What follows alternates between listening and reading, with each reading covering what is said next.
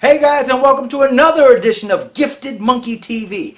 All things toy and toy related. I'm your host, Jordan Preston, and we have something really spectacular and super for you. So come on back while we check out a Man of Steel classic.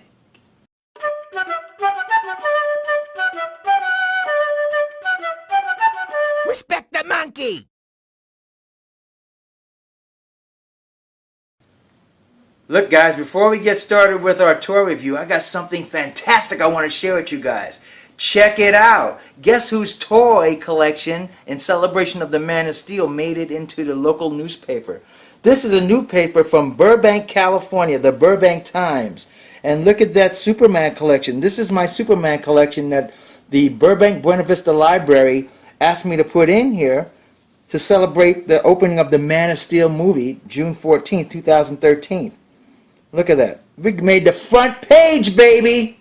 Don't get better than that. Front page. Man of Steel. And if that wasn't enough, excuse my hands, we made the back page too. There's a whole story article in there about my Superman collection being at the library.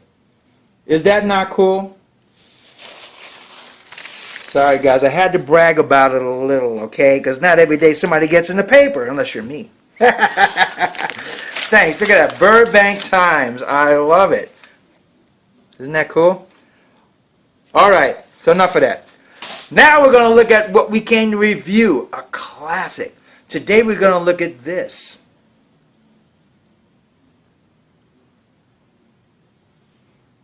Alright gang, as promised, today we're going to take a look at a Man of Steel classic. The DC Direct 13-inch classic Superman action figure.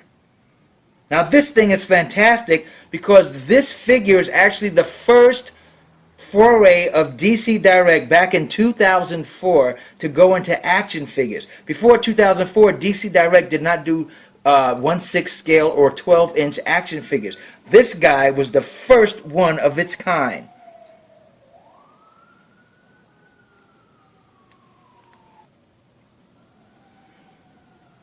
Now looking at his box, you can see that this is the first effort of DC Direct because look at all the artwork and detail they put into this. This is amazing. This has a lot of firsts of it. First, this Superman figure was limited to an edition of 5,000. Which they stopped doing after the Green Lantern action figure, which came out next. That was the next release from DC Direct, and that was a limited edition. But after that, they just made a bunch of all the other figures they made of Aquaman, Flash, and those guys. They weren't super limited. But this Superman figure and the Green Lantern that followed were unlimited editions, so that makes them very, very valuable in the collector market. Also, they crowded it with great box art because they didn't know what they were doing, so they shot with all their both barrels. Let's take a look at the side of this box. You see Superman, the actual action figure, superimposed with space. He's in space. You see this S emblem. On the front, you see the planet Krypton exploding in space. You see the Superman world-famous emblem up there. You see the actual figure. You see the Clark Kent changeability figure superimposed in the background. We'll get into that in a little bit. We see the 13-inch deluxe collector figure. DC Direct logo. This side we see 13-inch Direct figure, Superman, the logo, and the space again. Now check it out. In the back, we see Superman, the figure, bending a steel girder, which is one of the cool accessories that came with this Superman. And then we see a Clark Kent changeability accessory. In other words, you can change this Superman into that Clark Kent. The clothes came with it. It gives you a little bit of information about DC Direct. Introduces Superman 13 Deluxe figure, a realistically proportioned 1/6 scale figure complete with both Superman's iconic costume as well as Clark Kent's wool-lined suit and fabric tie. Fully posable, 28 points of articulation. They gave you all this information because this was DC Direct's first time. Isn't that cool? That alone makes this box cool, but look at this. The box opened like this. And it came with, look at all these accessories.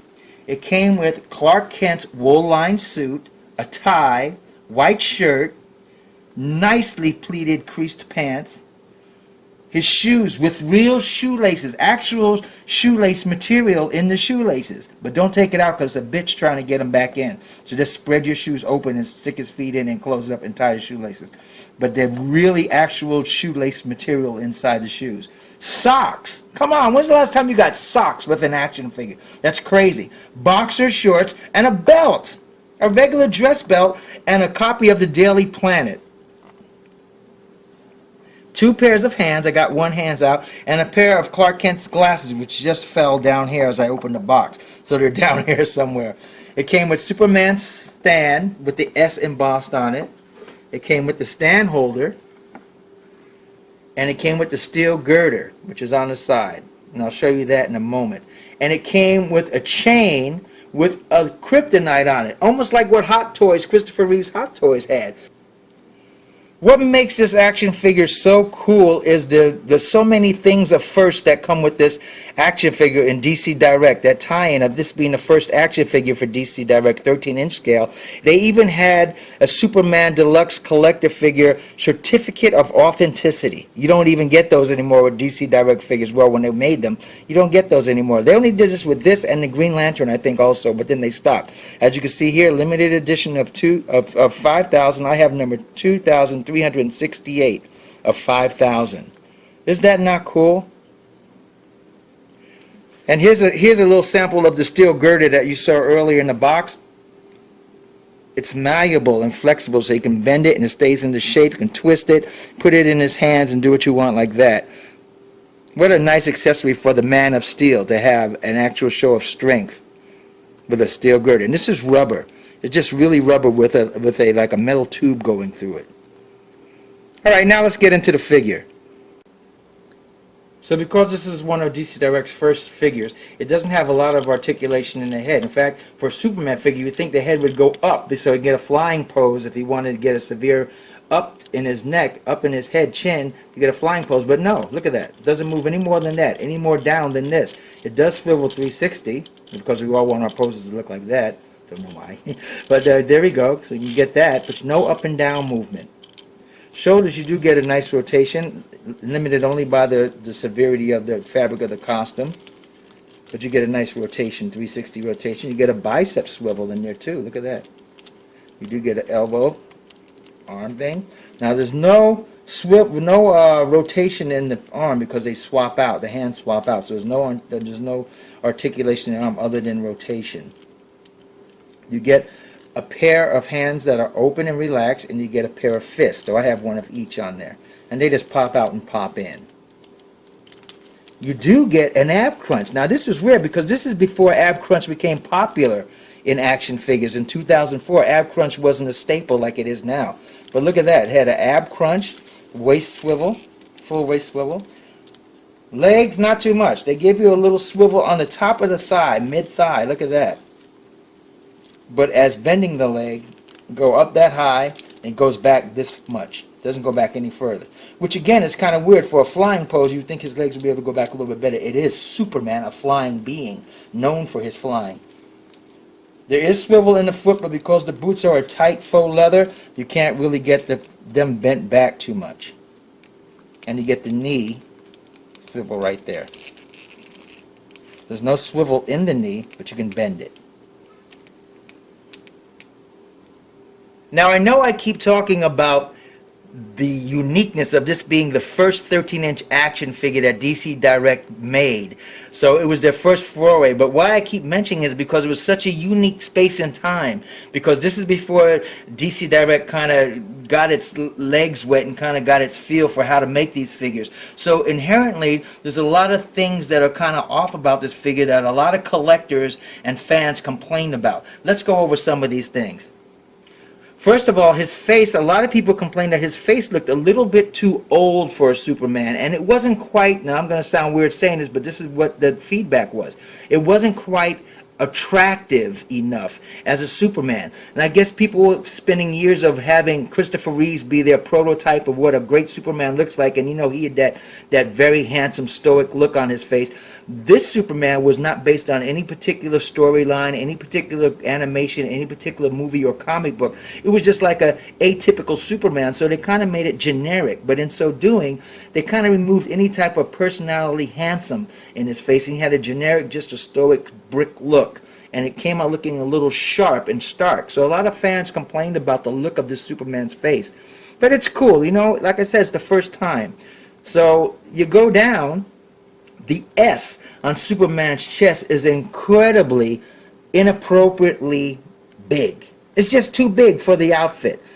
His S starts at the top of his chest and runs all the way down almost to his belly button, where his belly button would be if he was a real person.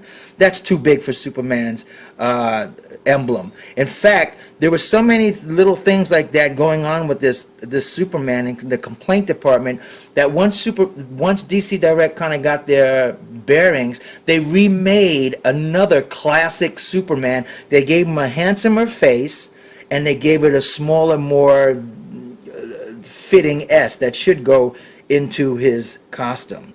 Now the blue of the costume was very nice, and the material of the costume was kind of that spandexy kind, and that was pretty good. Also, they made the cape a little longer on the newer Superman that came out afterwards. But let's take a look at that costume. Nice draping on the cape. You see it's connected right there very nicely. Drapes over his shoulders very nice, leaving a little blue showing. Typical Superman. Now the big S on the back, the yellow one, doesn't bother me as much because it's on this cape, and that's kind of cool. Sometimes in some of the comic books and animated shows, it was big like that, so it could be possible. Nice draping, typical draping. There's no creases or anything. This is the beginning of their boots with those little tabs. I hate these. As a personal side note, for one, when I first got this and I tried to change him into Clark Kent, it broke immediately. Can you imagine my distress at first time out the box? I pulled the zipper down and it broke. It was my first DC Direct 13-inch figure, so I had no bearings with it, so I didn't know much pressure, and it broke. But why did they do this anyway? Because if this was a real figure, a real person, say a real Superman based on a real, who had these little tassels on the back of their boots?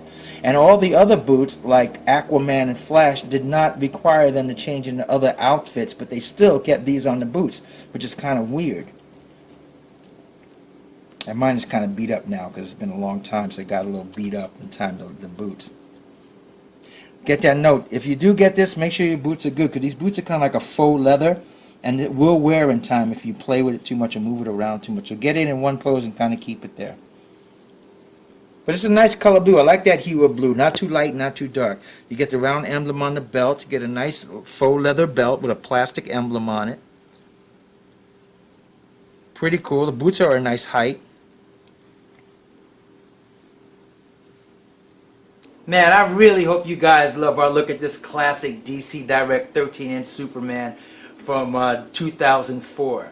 Yeah, it's really a nice figure. You know, it has problems with it, like I said, that fans and all were up in arms about when this figure first came out. But all in all, it was the first foray of anybody in a long time getting a 13-inch fully articulated action figure. So that in itself made it very valuable and special in the time.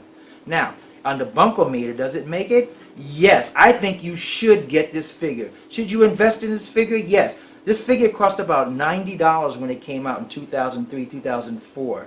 Now, if you try to find it on Amazon, eBay, or wherever, it's going to run you maybe about between $300 and $400.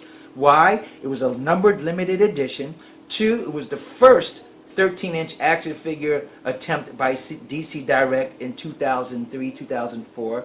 Secondly, it's a special moment in time with figures where they gave you a lot of accessories because they didn't know what they were doing. They didn't know it was cost effective or not, so they tried to give you the kitchen sink. They gave you a Clark Kent outfit, boxer shorts, socks, shoes with real shoelaces in them, a steel girder, a chain with kryptonite on it, and a stand, and a copy of the Daily Planet newspaper, and a belt. Where do you get all that stuff? And Clark Kent glasses. That was incredible for its time. You paid $300 for a DX Hot Toy that gives you half of that type of accessory nowadays, right? So yeah, if you can get it, get it. It will help add a little distinction and a little cool nostalgia into your Superman collection if you're a big Superman collector like me. So thanks for checking it out. But before you go, I got a special bonus. I was out shopping today. Today is June 2013. And look what I found in Target. This is cool to me because I didn't know this was out, first of all. Second of all, it's a regular Batman, that new Batman toy that they have out, the Batman action figures, which are generic Batman, just to keep the Batman line going until a movie or toy or cartoon comes out that's really special. They keep it going with these generic Batman action figures. But look at this new Joker that just came out in June 2013. It is called the Attack in the Box Joker from Mattel. But what makes this unique is two things. One, Joker's hair is slicked back, and you tell me, when's the last time you saw a Joker that is sleeveless and super muscular? Now, he's not muscular like freakishly muscular. He's just muscular like they gave him a really nice build on there, and he has no sleeves. That is so cool. They went the extra mile making him all white. And he looks really badass. I was so excited when I found that today, and I knew I was doing my review. I wanted to share that with you. So pick him up. I don't know if he's going to be going fast or not. They only had one on the peg, so he might be going fast as a Joker and as a rare Joker with the sleeveless and muscularity showing. So thanks for letting me share that with you guys. And remember, collecting toys, even a Superman nostalgic one or a cool, badass, brand new Joker, can be as fun as a barrel of monkeys. But respect the monkey. Play nice. See you guys.